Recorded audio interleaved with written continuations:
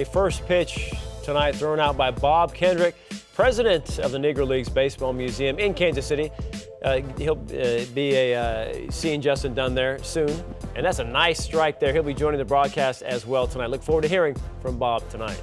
To welcome in our friend Bob Kendrick from Kansas City, the Negro League Museum and Hall of Fame. Robert, great to see you, pal. How are you? What's up, Dave, man? It's great to be here in Seattle. It's been way too long, and I've had such a great time today. So glad to have you, and you did a good job in the first pitch, too. I'm proud of you. Hey, man, I'm happy, too. I got it up there. I threw a slider, but Alvin made a great play on it. Yes, he did. Yes, he did. Hey, Bob, this combination of today being Juneteenth, it's now a federal holiday, and we're honoring the Negro leagues in Seattle. What's your perspective? Give us your overview of where we are right now. I tell you, it's an amazing thing. I think, David, is what this country needs. And I've talked about this pretty much the entire last year or so, particularly after we moved into this level of civil and social unrest that was eerily similar to the 1960s. And to have the museum be a central part of helping the healing process, where we were being turned to for thought leadership, with people understanding that the Negro Leagues Baseball Museum is a civil rights museum. It is a social justice institution, but it's seen through the lens of baseball. But more importantly, guys, it is triumph over that adversity. So as we meld these things together, a national holiday for Juneteenth, as we celebrate freedom, and it helps us understand that freedom has not always been free to all of its citizens in this country.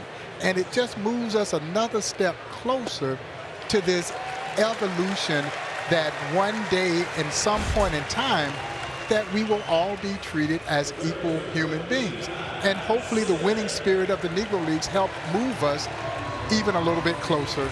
But to see the guys in the uniforms tonight, and they are so excited about wearing the uniforms, and I think they want to play well in those uniforms. I want them to play well in those uniforms. And so, now, it's just been a magical day here in Seattle. And so I'm proud to be a part of this. The Negro Leagues Baseball Museum is extraordinarily proud to be a part of this as well. Here is Kyle Seager. Dan, you got anything for Bob? Yeah, Bob. Well, first, just thank you for all the work that you do at the museum, and preserving the history and preserving the voices from the past. And as we heard some of the guys on the field prior to the game tonight, it's those voices from the past that really inform the voices of the future. So thank you for preserving all of that for us. And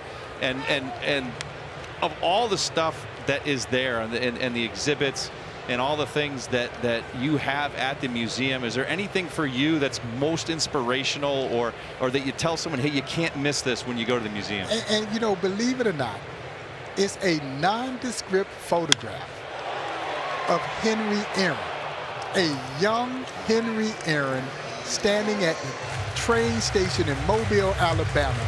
He's about to go leave to join the Indianapolis Clowns in 1952.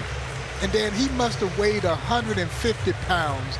He was rail thin, and he had this look of uncertainty as he was about to embark on this journey. And he told me, he said, I didn't know if I was leaving home to go play with kids my own age or grown men. As we know, he was going to go play with grown men. At that time, he was a skinny, cross-handed hitting shortstop.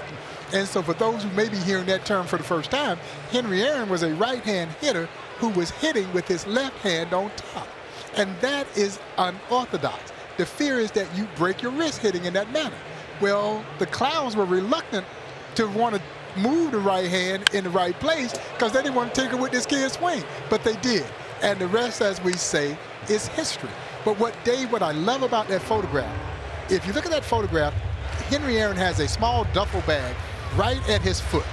And he told me, Dan, he says, I may have had 2 changes of clothes in that bag, $1.50 in my pocket, and a ham sandwich that my mama had made me, going to go chase that dream.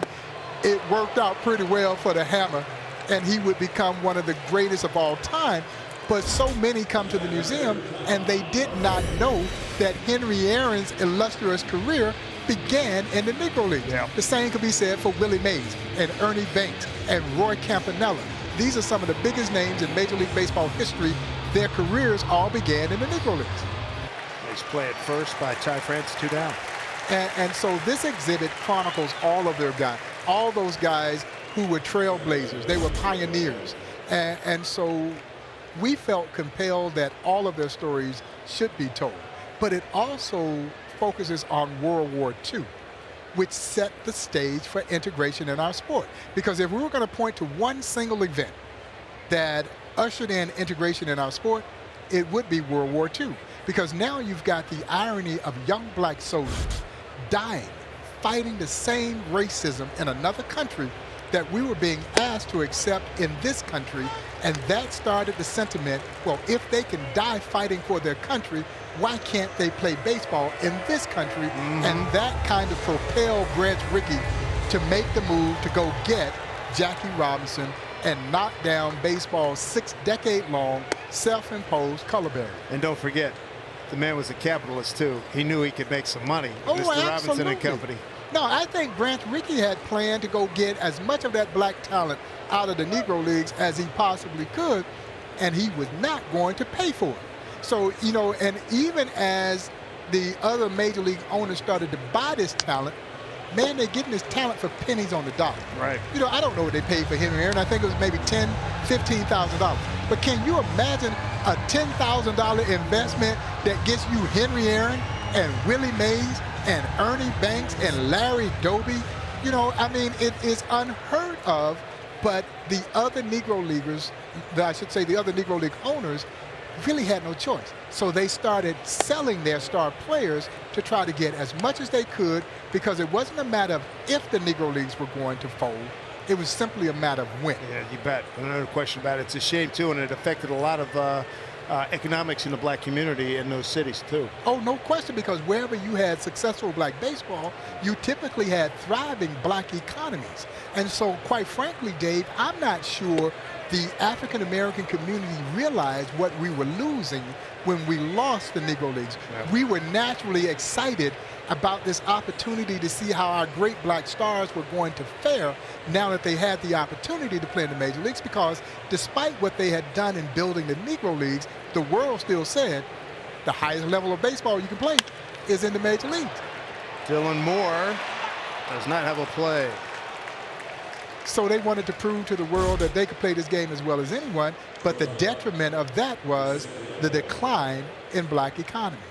Hey, Bob, pleasure as always, my man. Look forward to visiting you when we get to Kansas City. And here's the picture of the hammer. Thank you, Isabel. Look at Mr. Aaron. Thank you, Bob. God rest his soul. What a great man. Bob, hey, man, love you. Good to see you. Take care. It's so great to see you guys. Thanks for having me.